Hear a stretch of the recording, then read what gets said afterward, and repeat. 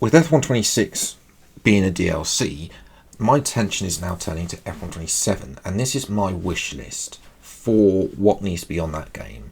And I think the number one thing that needs to be improved is racing. So the racing on F125 and F124 is being diabolical. It is dreadful. People are turning to mods to improve it, and I feel for everyone who's on console or online that has to suffer with this. First of all, we have the AI. The AI is things that they just don't want. They just don't. They're not good to race at all. The fact that they don't simulate a lot of things like tyre wear.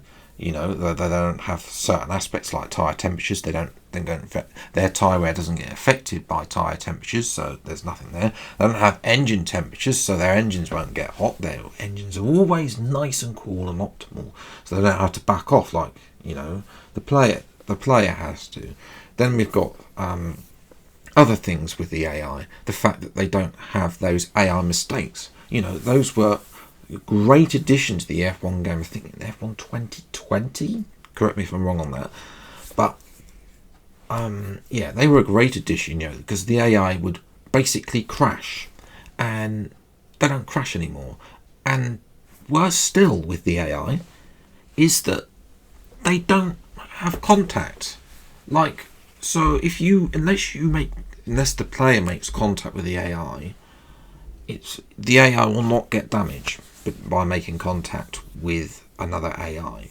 They should be losing from wings, they should be getting side pod damage, just like when a player makes contact with an AI or an AI makes contact with a player, But when it's an AI, I've seen it once where an AI's got damage. You see a graphical glitch and that's it.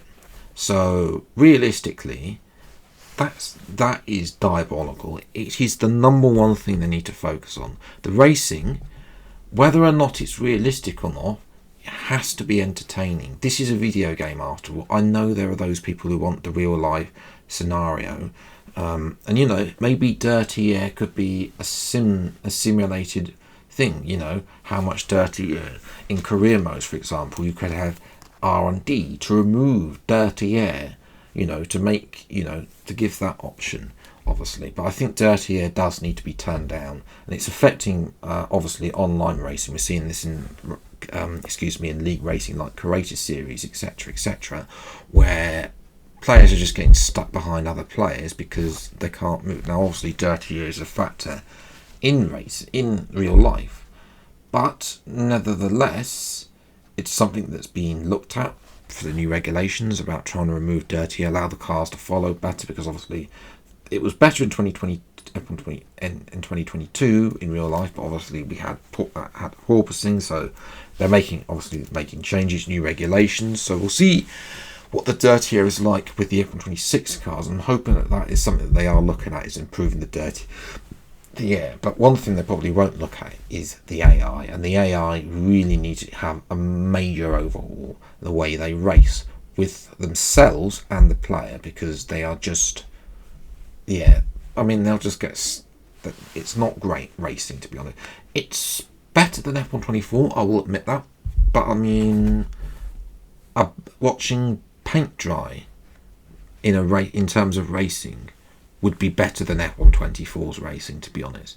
We are still not at the level, I think, when F123. The AI don't make the mistakes. They don't, which means they don't crash. So, it doesn't make the races interesting. So, realistically, I get a safety car in my career mode videos when somebody retires, or that, there's that factor where it's 2 yellow flags as well. And then we're going to come to the penalty system. Yes, so the penalty system is, in my view, unrealistic. Like, you get 3 strikes and then it's a penalty. That's not how it works in real life. You then get, first of all, you get 5 strikes. So, and then it's a penalty. So realistically, I personally think they need to overhaul that. The fact that you can't serve those 3-second penalties in a pit stop is unrealistic. In real life, if you get a 5-second penalty, you can serve that. In actual fact, you can pretty much serve all your penalties, in all your time penalties, in a pit stop. In the game, you cannot do that. So I'd love to see the penalty system overhauled. I'd love to see, in career mode, maybe see some sort of appeal cutscene. That would be lovely. You've been given a penalty, for example, for a bit of collision, then you appeal. Now, I'd love to be able to see the chance where you get to overturn that penalty. I know it doesn't happen that often in real life, but it has happened where penalties have been overturned after the race. So I'd like to see that in a cutscene in career mode as well. But yeah, and then we move to, I think this is a good point to move on to the career mode. So obviously we got a stable 2-path career mode, my team and driver career mode. We've also got 2-player career mode, but that doesn't really get a lot of love. I think that possibly could do with a little overhaul, because it's just copying and pasting driver career mode is not great. But I think for my team, one of the things I'd like to see is have the option to drive as yourself. That was a big pull of my team, and I think that I think it's nice, but giving people options in the career mode is going to be crucial.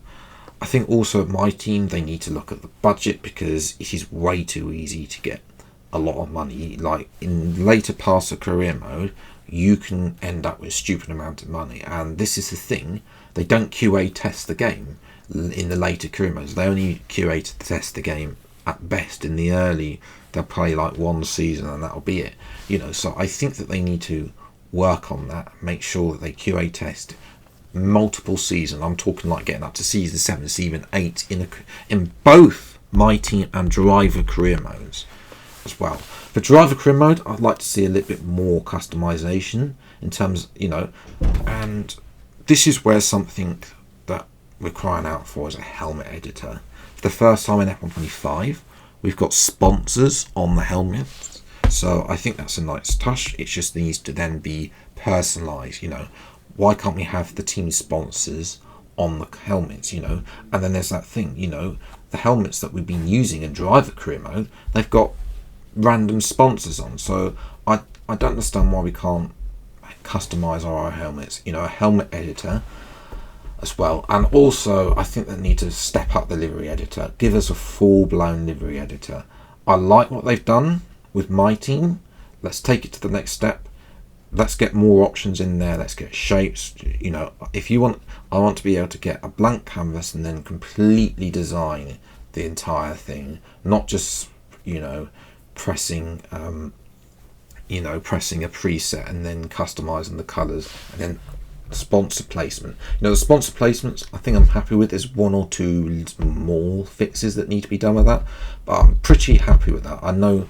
Let me know what you guys, because I haven't, other than that one video I did, I haven't actually played around with it since as well.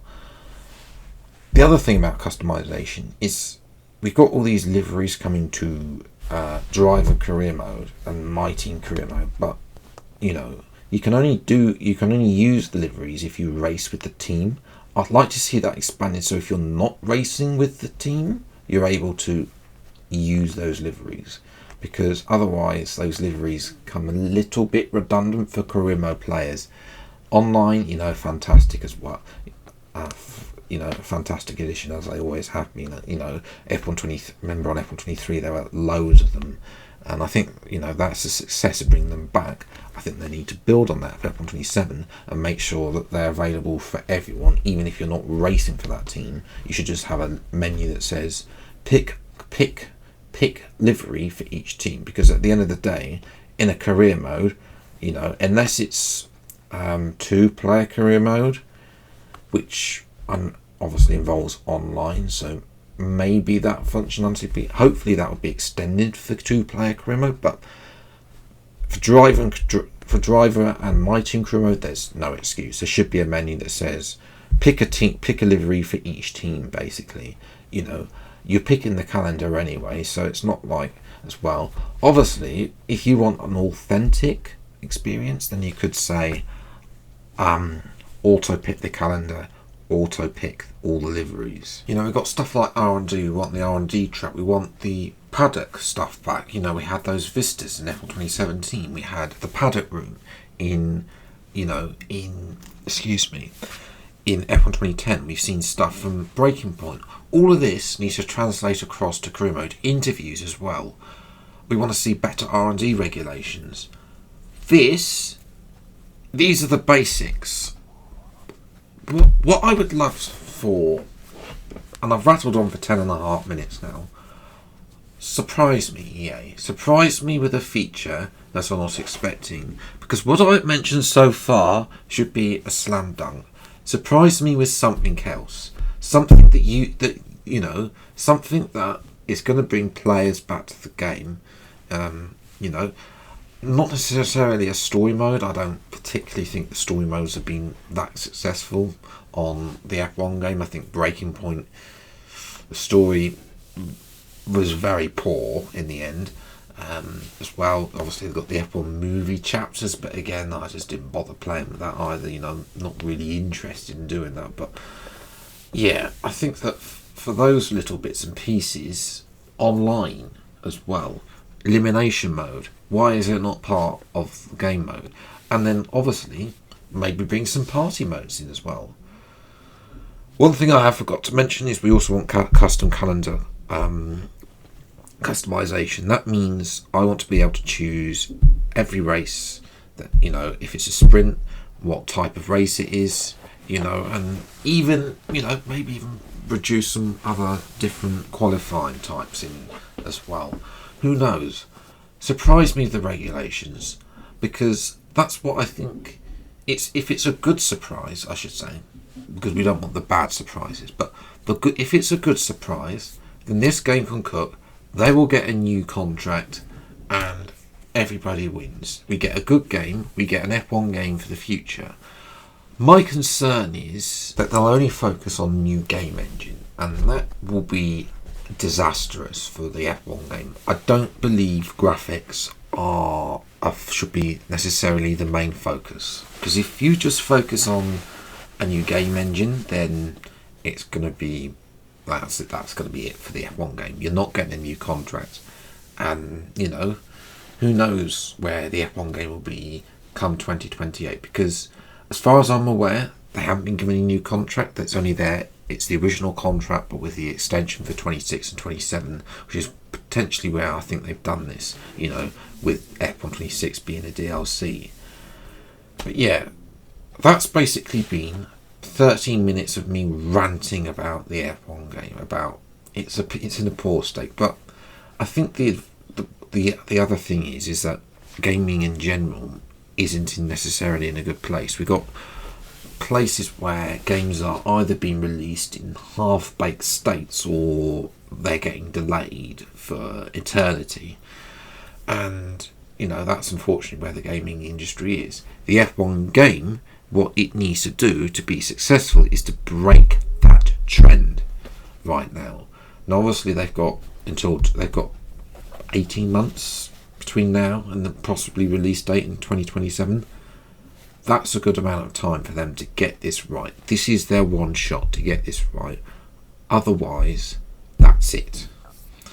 But yes, let me know what you think in the comments below. What's on your F1 27 wish list as well? If you have enjoyed this video, leave a like, subscribe to the channel. You see plenty more F1 27 and F1 26 DLC game news, and potentially some more game ideas. Potentially if you guys comment a load, then I'll make another video of it as well. Until the next video then, I'll see you next time. Take care. Thank you so much for watching and listening for this, 15 minutes we are now? Quarter of an hour? Taking a quarter of an hour of your lives on a Friday afternoon after Qatar sprint qualifying.